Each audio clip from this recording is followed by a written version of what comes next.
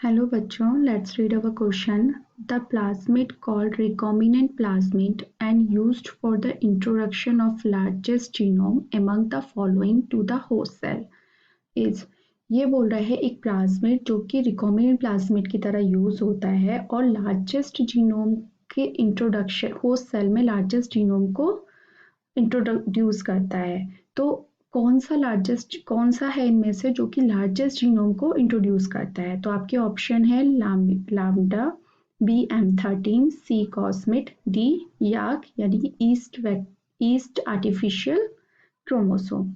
तो आपका जो की कंसेप्ट हो जाएगा वो हो जाएगा रिकॉम्बिनेंट डीएनए टेक्नोलॉजी। ये जो जितना भी पार्ट है ये किसका है?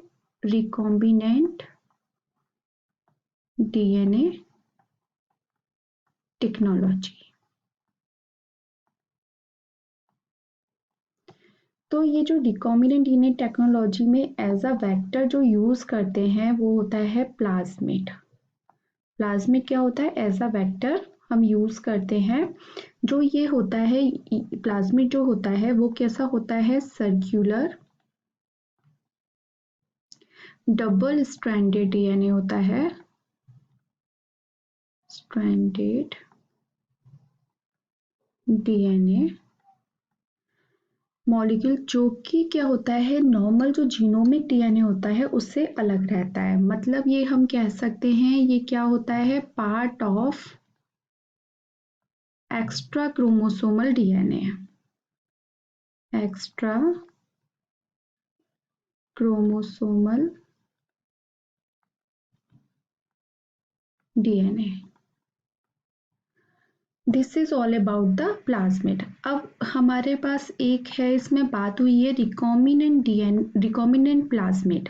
तो जो रिकॉम्बिनेंट प्लाज्मिड होता है उसमें क्या करते हैं कि एक कोई बाहर से डीएनए फ्रेगमेंट को इस प्लाज्मिड वेक्टर में इंसर्ट कर देते हैं। रिकॉम्बिनेंट प्लाज्मिड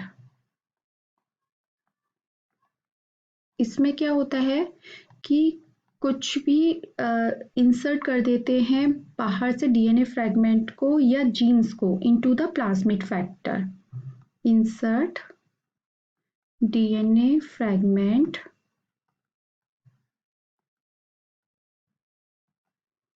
इनटू द या जीन को इंसर्ट डीएनए फ्रेगमेंट और gene into a plasmid vector. फिर क्या करते हैं इसको क्या करते हैं जो प्लाज्मिड वेक्टर होता है उसको ये क्या बना लेता है? जब हमने डीएनए इसमें इंसर्ट कर दिया तो ये क्या बन गया? Create recombinant plasmid. Recombinant plasmid फिर इसको क्या किया जाता है? ट्रांसफॉर्मेशन के थ्रू बैक्टीरिया में इंसर्ट कर देते हैं। और क्या होता है फिर बैक्टीरिया जब डिवाइड करेगा तो इस डीएनए का भी क्या होगा? कॉपी काफ़ी सारी डिवाइड करेगा तो डीएनए की भी बहुत सारी कॉपीज बन जाएंगी। इस तरह से हमें हमारी क्लोनिंग हो जाती है और हम इस जो पूरा प्रोसेस होता है ये प्रोसेस क्या कहलाता है? Recombinant DNA technology. ठीक है, तो यहाँ पर क्या हो बहुत सारी डीएनए फ्रेगमेंट्स की कॉपी बन जाएंगी और हमारे क्लोन्स तैयार हो जाएंगे। डीएनए फ्रेगमेंट कॉपीज बन जाएंगी। ठीक है, तो ये है आपका रिकॉम्बिनेंट डीएनए टेक्नोलॉजी। अब हमने जब ये जो डीएनए फ्रेगमेंट इंसर्ट किया है तो लार्जेस्ट डीएनए जो फ्रेगमेंट हम इंसर्ट कर सकते हैं वो ये सारे जो आपके ऑप्शंस हैं ये क्या हैं? एक प्लाज्मिड वेक्टर्स हैं। ठीक है, ये प्लाज्मिड वेक्टर्स हैं तो हमें इनमें देखना है कि किसमें डीएनए फ्रेगमेंट जो होता है सबसे ज़्यादा हम इंसर्ट कर सकते हैं। तो फर्स्ट है आपका लैम्डा। लैम्डा ओके, लैम्डा में जो डीएनए ये डबल स्ट्रैंडेड फेज डीएनए होता है। डबल स्ट्रैंडेड फेज डीएनए है जो कि E coli derived from E coli bacteriophage.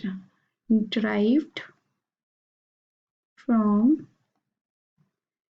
E. coli, bacteriophage.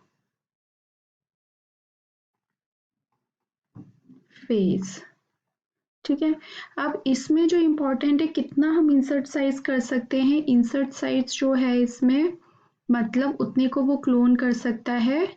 Insert size is 20 to 25 KB kilo base pair. ठीक है, ये आपका फर्स्ट हो गया। सेकंड ऑप्शन आपका क्या कह रहा है, कौन सा है, M13। M13 इसमें कितना कर सकते हैं आप, ये सर्कुलर सिंगल स्ट्रैंडेड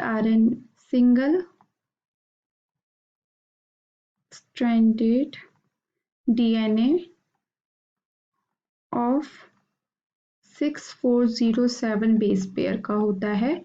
इसमें आप छोटा साइज का ही DNA, छोटे साइज का इंसर्ट साइज जो होता है काफी स्मॉल होता है इसमें, और इसमें वायरस DNA यूज किया जाता है। थर्ड है आपका कॉस्मिड। जो कॉस्मिड होता है वो किससे मिलकर बना है, कॉस प्लस प्लाज्मिड, यानी कि प्लाज्मिड का क्या आ गया है, मिड लिया है। कॉस जो आया है वो कहाँ से आया है, cos site of lambda phase, cos site of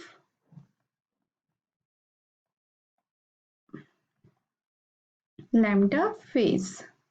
ठीक है, और ये जो मिड पार्ट आया है ये किससे आया है, प्लाज्मिड से आया है। ठीक है, इसमें इंसर्ट साइज जो होगा वो कितना होगा, 40। इंसर्ट साइज कितना फ्रैगमेंट हम इसमें इंसर्ट कर सकते हैं, 45 to 50 किलो बेस पे। ठीक है, KB साइज ये है आपका इसका, ये इसका, इसमें काफी स्मॉल साइज आप इंसर्ट कर सकते हैं। ठीक है, फोर्थ है आपका, फोर्थ कौन सा है, YAC। फोर्थ है वो आपका क्या है, YAC, जिसकी फुल फॉर्म होती है ईस्ट आर्टिफिशियल क्रोमोसोम। ओके, इसमें जो इंसर्ट साइज होता है वो क्या होता है, सबसे ज्यादा बड़ा होता है, जिसमें कि आप more than 1 MB mega base pair insert size होगा। मतलब ह्यूमन जीनोम प्रोजेक्ट में जो यूज किया गया था वो YAC यानी कि ईस्ट आर्टिफिशियल क्रोमोसोम यूज किया था, तो इसका साइज जो है वो मोर देन 1 MB। तो जो हमारा आंसर हो जाएगा कि लार्जेस्ट जीनोम का इसमें पूछा है, किस कौन सा लार्जेस्ट जीनोम किस रिकॉम्बिनेंट प्लाज्मिड में इंसर्ट कर सकते हैं, तो हमारा आंसर हो जाएगा YAC yeast artificial chromosome. Lambda नहीं, जिसमें कि लैम्डा में तो कितना था आपका 20 to 25 किलो बेस पेयर था, इसमें भी M13 में भी अप्रॉक्स इतना ही रहता है। कॉस्मिड जो रहता है उसमें 45 to 50 रहता है, और YAC यानी कि ईस्ट आर्टिफिशियल क्रोमोसोम में जो रहता है उसमें 1 मेगा बेस से बहुत ज़्यादा, मोर देन 1 MB। ठीक है, तो आपका जो आंसर हो जाएगा वो हो जाएगा option D, YAC। I hope आपको ये आंसर समझ में आया होगा। Thank you so much, all the best.